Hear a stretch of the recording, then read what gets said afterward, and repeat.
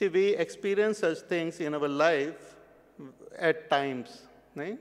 We just happen to know something. We don't know why we know that. Even in the field of science also, this type of cases are there. Like the famous story of Newton.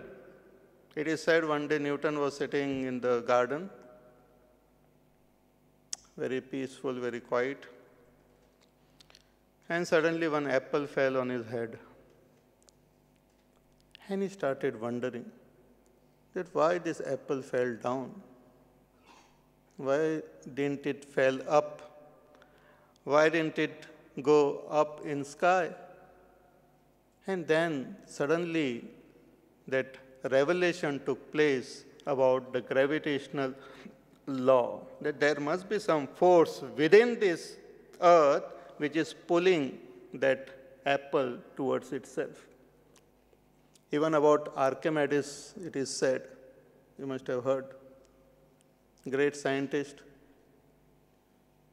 So he was sitting in his bathtub, and that is the only place where you are totally free of all your other worries and all.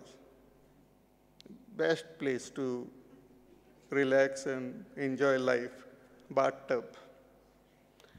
And during those times, those people were not very regular in taking their bath because water shortage and whatever. So he was totally relaxed. He was thinking about a problem in science, but then he gave up all his worries and he was just sitting in that bathtub, free of all his worries and totally silent. And when he was in that state of complete peace and silence, eureka! Suddenly that discovery happened. Suddenly he realized the law of buoyancy and all of water. A revelation took place.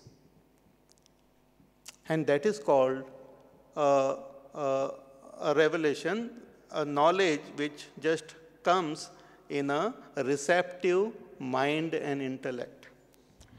Our mind or our intellect, when it is peaceful and quiet and calm, it acts like a receiver. Just as our television or our radio. When the radio is absolutely tuned properly, it is a perfect receiver and it receives the waves which are already present. Even here, where we are sitting, lot of radio waves are there around. FM, AM, MW, BMW, no, sorry. Various radio waves are there, but we can't hear because we don't have the proper equipment, or it is switched off, luckily, and it is not tuned. But when we switch it on and it is tuned, we can hear what is already there. Radio doesn't create the music. Radio just receives what is already transmitted. Similarly, the great Rishi Munis did not create the scriptures. They just received this in their deep state of meditation. Therefore, no Rishi Muni claims this knowledge. They don't sign their name after the scriptures. So it's a revealed scriptures. So Vedas are a revealed knowledge in the peaceful, even now in the present time also, if our mind becomes absolutely still, we will gain that understanding within. Once one person approached Bhagwan Ramana Maharshi. Ramana Maharshi is a great saint from South India. A person approached him and he requested, he said, I want to see God. Please help me. He said, you just sit here and be still, not just physically, but mentally also. Be still. And when you become perfectly still, you will know that you are God. Be still and know you are God. In Patanjali Yoga Sutra also, Patanjali Rishi says, Yogash chitta vritti nirodha. That what is yoga? Yoga is the stillness of the mind. No thoughts are disturbing the mind. A person is awake and the mind is still. See, generally when we are asleep, our mind is still. Hopefully. Otherwise, there also we start dreaming. But when we are awake and the mind is absolutely still, in that stillness, the seer of the mind gets established in itself. Tada drashtuhu swarupe avasthanam. So the Vedas are the scriptures which were revealed to the great Rishi Munis. In the Vedas, we have the Karma Kanda, that is the portion which teaches us about action, about the various types of rituals which help to purify our mind. In the Vedas, there is a portion wherein it teaches upasana, different types of meditation techniques to give that concentration to our mind. And the Vedas contain the Upanishad, the knowledge portion, which reveals the nature of that supreme reality. So Bhagavad Gita is the essence of the entire scripture. The Vedas. If we cannot study the Vedas, if we cannot study all the Puranas, Itihas, just by studying Bhagavad Gita, you will get the essence of everything.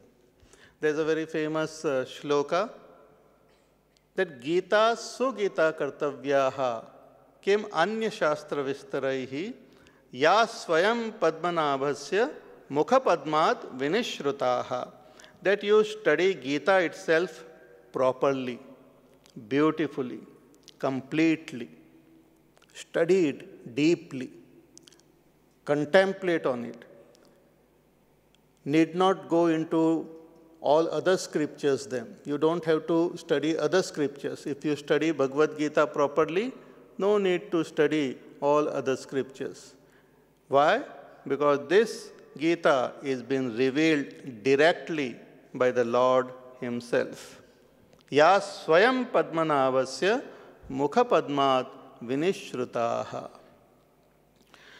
So Gita is considered as the very essence of the Upanishad, essence of the scriptures, and the study of that Gita gives us that wisdom. This wisdom will make our life more peaceful. This wisdom will make our life more happy. This wisdom will give us that prosperity. Again, to briefly convey the essential teaching of Bhagavad Gita, I can say that there are three important factors which are taught in Bhagavad Gita. As I go along, I will increase the number. At present, 3 is enough. Bhagavad Gita teaches us how to be a good person, how to make our mind or our heart pure. Bhagavad Gita teaches purity of the mind. 1. Bhagavad Gita teaches us complete wisdom. And third thing, Bhagavad Gita teaches us efficiency in action. Purity of our mind or our heart, wisdom, and efficiency. All these three are necessary to make our life complete, to make our personality complete. All these three are necessary. Goodness of the heart, wisdom, and efficiency. And all this Bhagavan calls it dharma only. In the 12th chapter, while talking about the goodness of the heart, adveshta sarvabhutanam maitra karuna evacha. Bhagavan says this is dharmyamritamidam, that this is dharma. To have no hatred for any living being is called dharma. To be friendly with all beings is called dharma. To have compassion, to have the sense of forgiveness, to be free from pride and ego is called dharma. Goodness of the heart. Amanitvam adambhitvam ahimsakshantirarjavam. Freedom from pride and vanity. Freedom from fear. Goodness of the heart is revealed in Bhagavad Gita. What is the meaning of that goodness and how to attain it? Because the joy which we feel in this world depends directly on the goodness of our heart. How pure our heart is, we will be able to experience joy.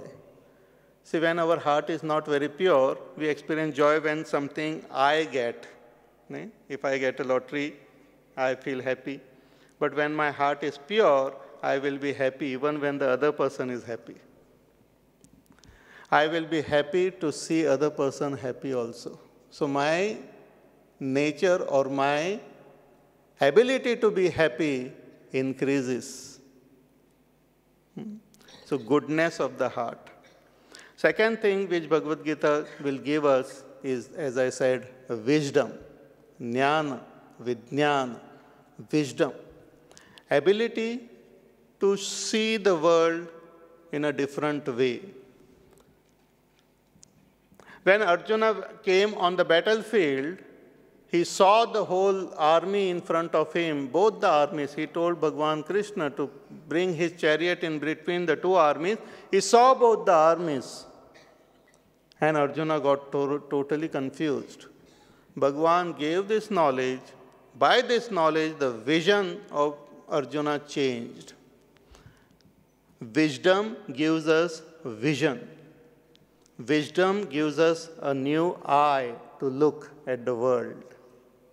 The eye of wisdom. It tells us how to look at the world, how to look at ourselves, how to look at the different situation, and the way we look, we experience different things in this world. It changes our vision. I give this example very often about how the change in vision can change our attitude completely. There was this person waiting for his flight to take off. And he was sitting there outside actually. His bag was kept at one place and he was busy reading one novel, waiting for the announcement. And he had bought one packet of Uncle Chip. And he had kept it on the chair next to him. And he was reading that novel, James Hadley Chase. I don't know whether people read it now or some other novel. And he was just picking up one Uncle Chip and eating. And another one lady was sitting on the other chair, and suddenly he noticed that she also picked up one Uncle Chip and started eating. Stranger? He said, what is this? Strange? I bought this Uncle Chip, and this auntie is eating my Uncle Chip. Very strange. But that person was so involved with the novel that he said, forget about it, let me just take another piece. And he continued eating and then thinking in his mind that what horrible people are there. At least they should have some courtesy. If she is hungry, she should ask. And he was very furious. Suddenly the announcement happened and that a lady got up and went. And he also got up and he started collecting his bag. And suddenly he noticed that there is a fresh packet of Uncle Chip on the other chair. And he realized that is the packet which he had bought and all the time he was eating the uncle chip which belonged to the auntie. When he came to know this, his attitude suddenly changed.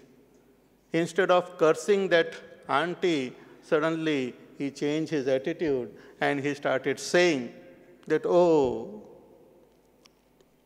that I was wrong all the time. It was I who was selfish, I who was, and she was so kind enough to share the packet of uncle chip with me. So vision, the vision can change. When I look at this world, if I think the world is a battlefield and I have to fight to gain things in this world, then that is what I get. I get a fight because that is my vision. And as per my vision, things happen in this world. If I look at the person in front of me as my competitor, then I have to struggle, I have to fight with that person also. But if my vision changes, if my attitude of looking at that person and the world changes, then suddenly the world also changes. Wisdom gives us that vision. I remember the story of Swami Ram Tirtha also, great saint from North India. And he was going to America. And he was wearing this sannyasi dress, carrying very few things. Only one jholi was there with him, one little bag. And he was on that ship which was sailing to America.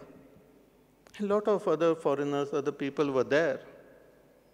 And this strangely dressed person, people were quite amazed that who is this person? And one person was observing him, that he is not carrying much saman. He seemed to be alone. He is totally in his own world as though, but absolutely peaceful. No agitation on his face, a smile on his face, and moving around on the deck fearlessly. So he approached him, that who are you and where are you going? He said, I am Swami Ram and I am going to America.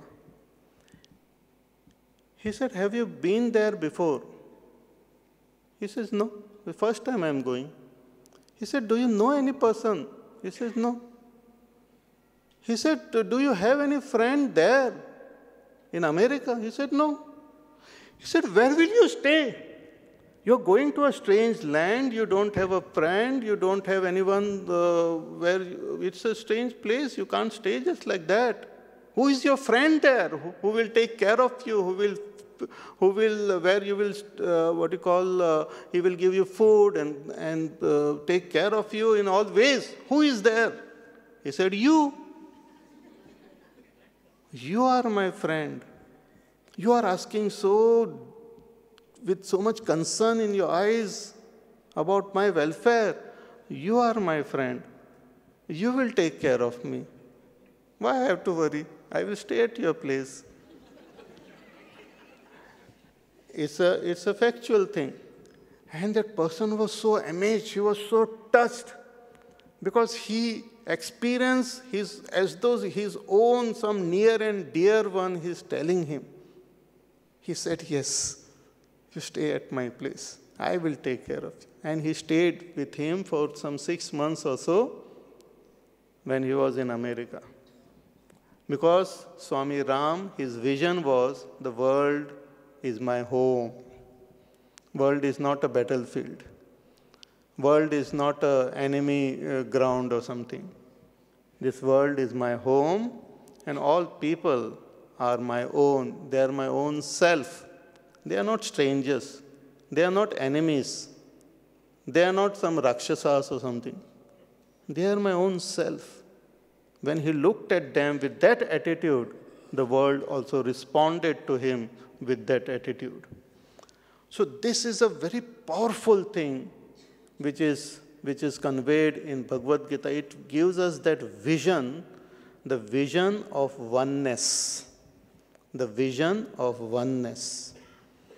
See, our science, our politicians, our economists, our people in this world, they give us a lot of wonderful vision, but all their vision is of division only. They give us vision of how I am better and the other fellow is bad. They give us vision wherein we see differences in the world. And where we see differences, there will be fight. Even if we see differences among gods, there will be fight. If we see differences among religion, there will be fight. There won't be an expression of love. There won't be an expression of kindness or compassion. This expression comes only with the vision of oneness. So that vision of oneness is revealed in Bhagavad Gita very beautifully. When we study it,